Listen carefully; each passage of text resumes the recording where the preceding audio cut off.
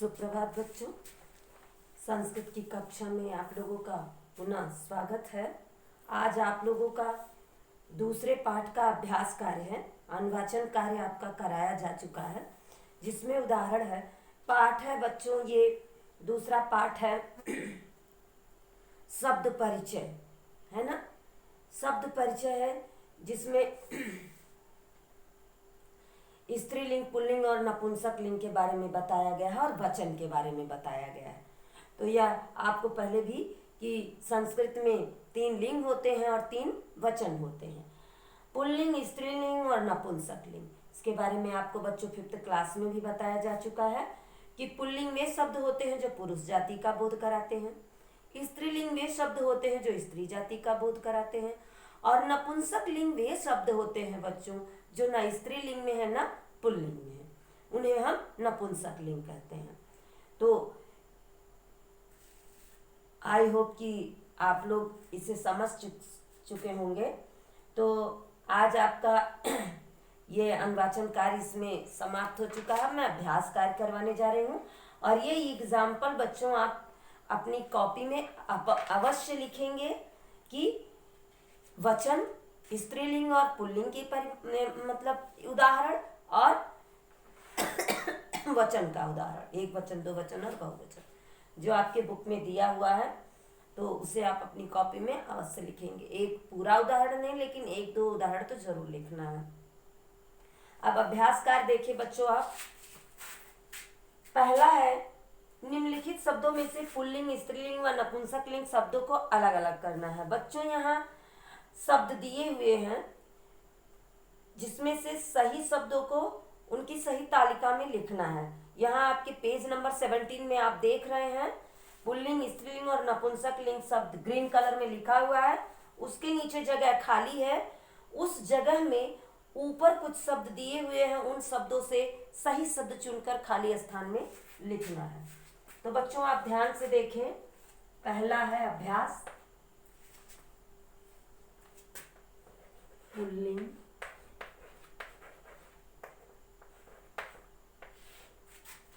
स्त्रीलिंग,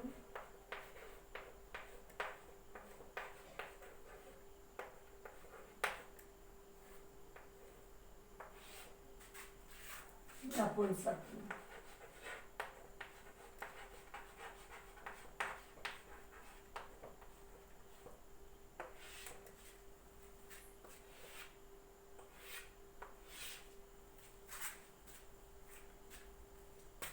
तो इसमें आप देख रहे बच्चों, पहले आप अपनी किताब में कर लेंगे, उसके बाद कॉपी में लिखेंगे। सूखा है, अश्व,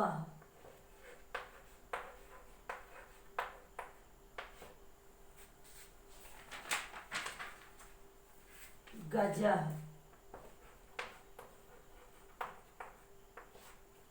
सूखा मीन्स तोता, अश्व मीन्स घोड़ा, गजा मीन्स हाथी, भालुकम,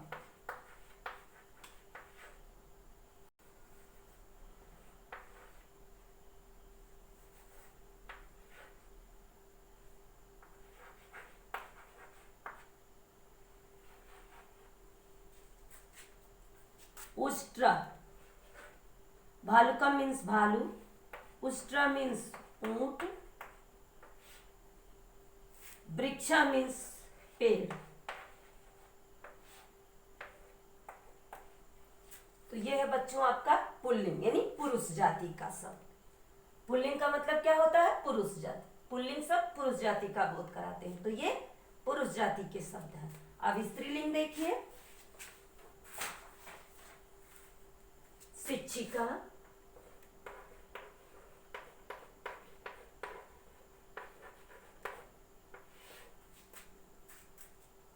कोकिला,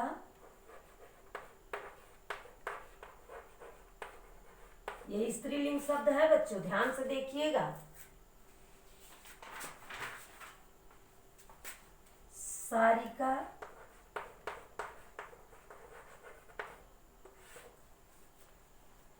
वाला, गायिका,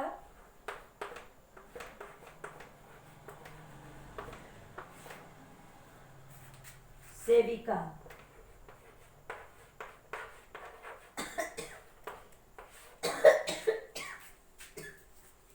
यहाँ आप देख रहे हैं बच्चों, ये स्त्रीलिंग शब्द है।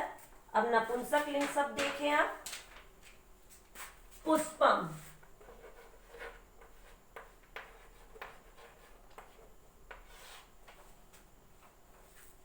व्यजनम,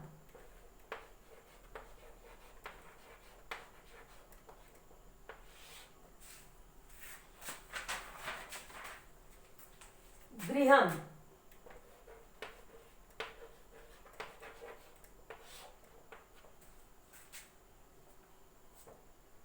वनम,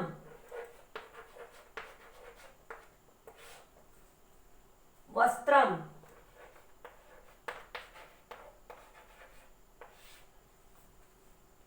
चक्रम।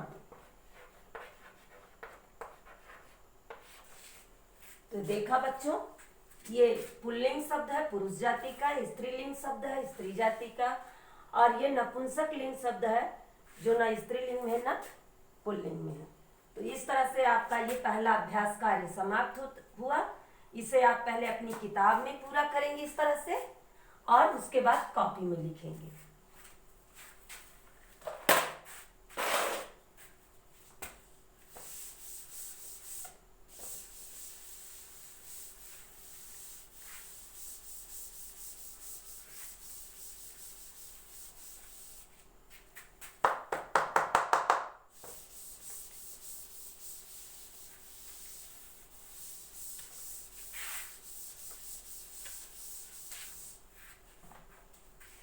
दूसरा अभ्यास कार्य देखिए बच्चों,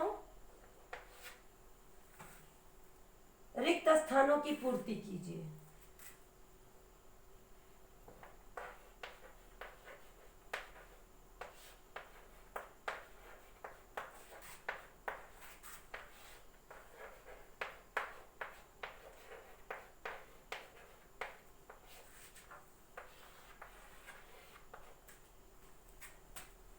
एक वचन,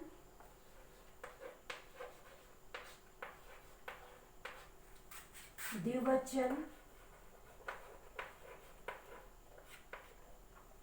बहुवचन।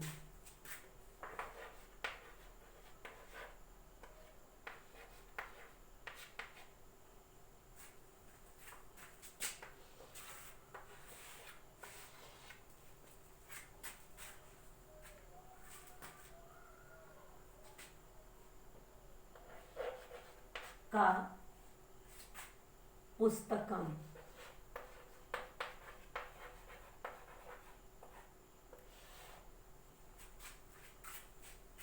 पुस्तकें दिया हुआ है, पुस्तकान।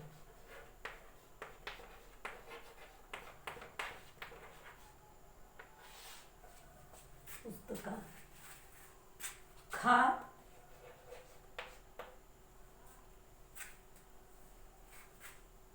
नरा दिया हुआ है, नरो,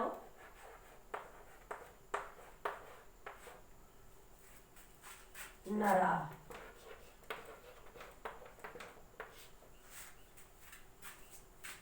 गा, सारिका,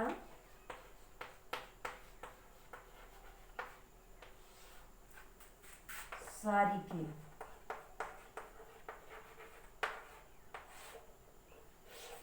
सारिका। घा,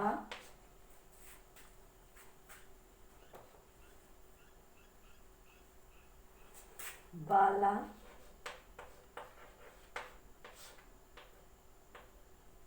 बाला, बालो, बाला।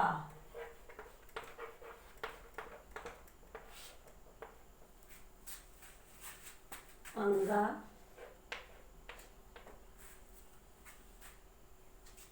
शिक्षिका, शिक्षिके,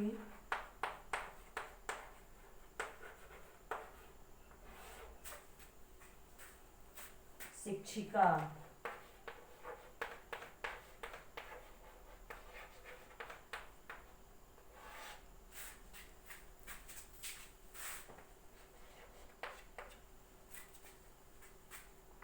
वस्त्रम,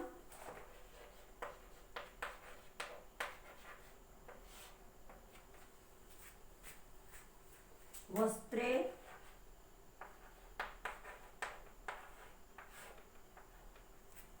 वस्त्रम, छा, पुष्पम,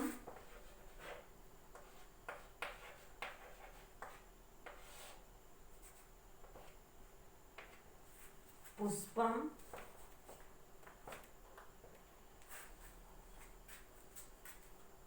पुष्पे, पुष्पाणि।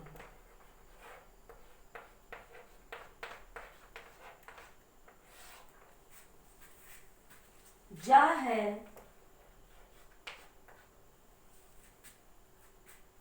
वानरः, वानरो,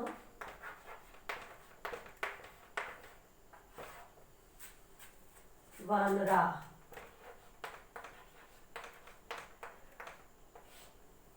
तो बच्चों आप देख रहे हैं बोर्ड पर कि किस तरह से रिक्त स्थानों की पूर्ति की गई है। जहां शब्द नहीं थे वहां मैंने लिखा है, जहां शब्द लिखे हुए हैं वहां मैंने अंडरलाइन की है। ये देखिए वहां मैंने लाइन खींच दी है, यानी कि ये शब्द लिखा हुआ है। इसे आप अपनी किताब में पहले फिल करेंगे, उसके बाद अपनी कॉपी में पूरा पूरा लिखेंगे। तो ये आपका दूसरा अभ्यास कार्य है जिसे आप ध्यान से देख रहे हैं सारे लोग। रिक्त स्थानों की पूर्ति एक वचन में, द्विवचन में और बहुवचन में किस तरह से शब्द लिखे हुए हैं। तो इसी तरह से बच्चों आपको अपनी पहले किताब में फिर कॉपी में करना है।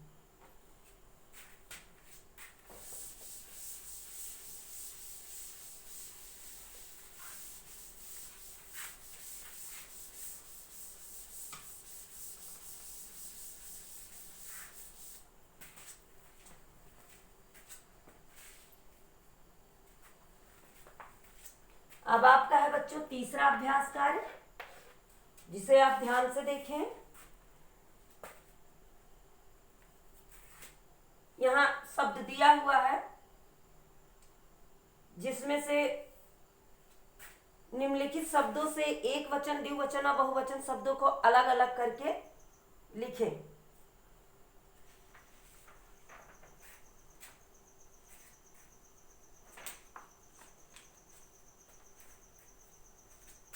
तो देखिए बच्चों यहां भी वही है, एक वचन, द्विवचन और बहुवचन। एक वचन,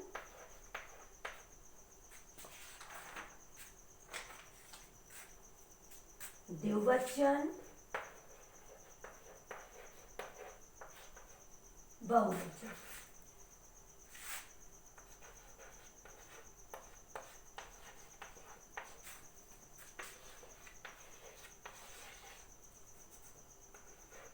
बहुवचन। अब यहां एक वचन में है कपोतः, सेविका,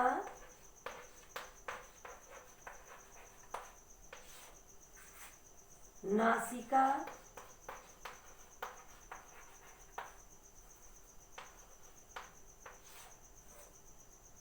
नरः,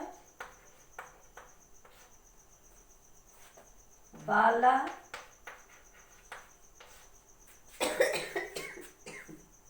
अश्वा।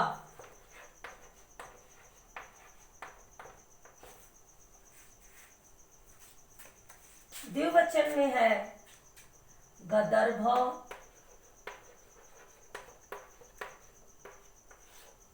गदर्भ, वने, सुको,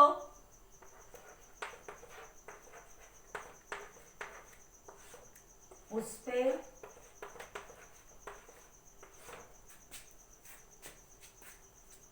मुखे,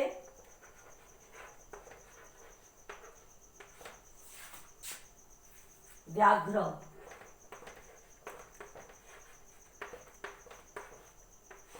व्याघ्र। बहुवचन में वृक्षा,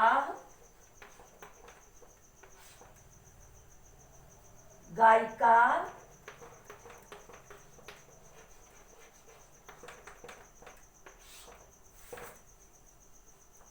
मयूराः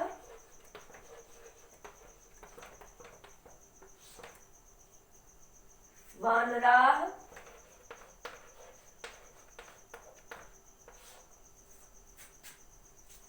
पुस्तकान्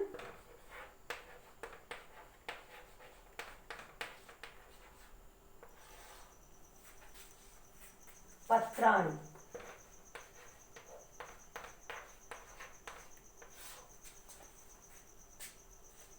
तो इस तरह से बच्चों आपका तीसरा अभ्यास कार्य भी समाप्त हो गया। चौथा अभ्यास कार्य है आपका चित्रों को देखकर उचित शब्द लिखिए। चित्रों को, यहाँ आपके पेज नंबर 19 में चित्र दिए हुए हैं जिनको देख करके संस्कृत में शब्द लिखने हैं। तो आप ध्यान से देखें बच्चों कि किस चित्र में कौन सा शब्द डालना है।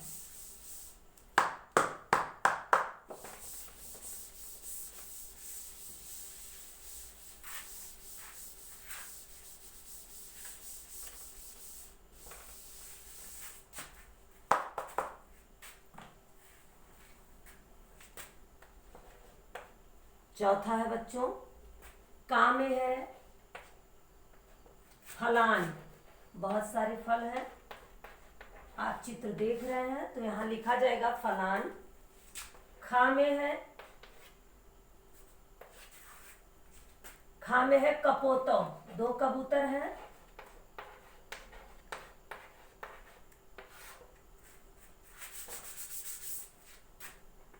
गा में है बाला, एक लड़की है।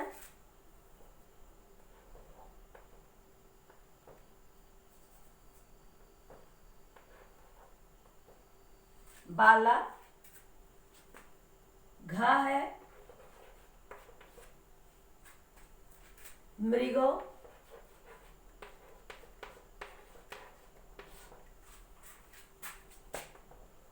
अंगा में है बच्चों छात्रा, बहुत सारे छात्र हैं तो क्या हो जाएगा छात्रा। चा है, चित्र देख रहे हैं एक घोड़ा है तो हो जाएगा अश्वा। क्या हो जाएगा अश्वा। छा है, एक पुष्प है बच्चों देख रहे हैं तो यहाँ क्या हो जाएगा पुष्पम। क्या हो जाएगा पुष्पम। जा में है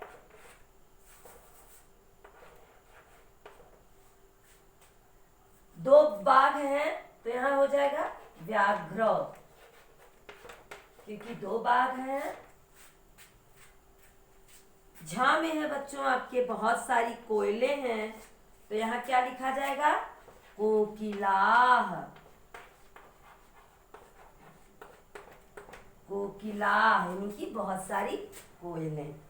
तो बच्चों आपका ये चौथा अभ्यास कार्य भी समाप्त हो गया। अब आप 5वां देखें।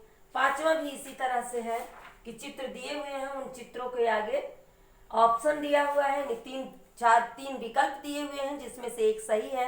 उस सही विकल्प को खाली स्थान में लिखना है। तो चाहे बच्चों आप पहले टिक लगा लेंगे किताब में, फिर कॉपी में अच्छी तरह से करेंगे।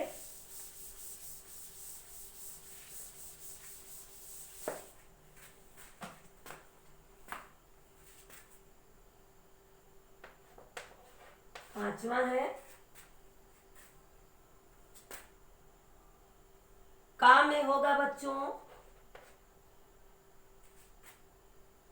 का थर्ड वन।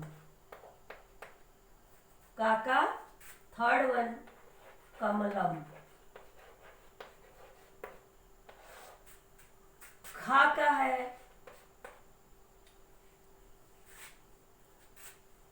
व्यजने, सेकंड वन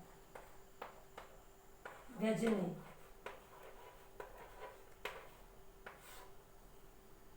गा का है फर्स्ट वन।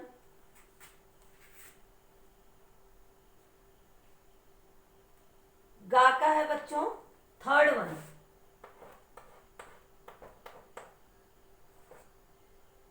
वानरा, अकेला बंदर है, यहाँ एक वचन होगा। घा है,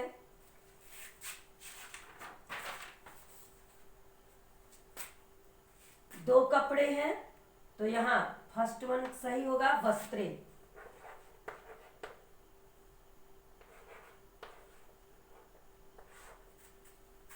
अंगा है,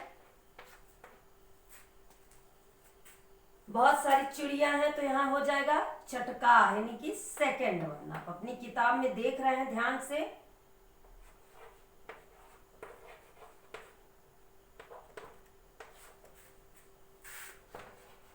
चा है, गृहम, एक घर है, तो ये भी सेकंड वन सही होगा।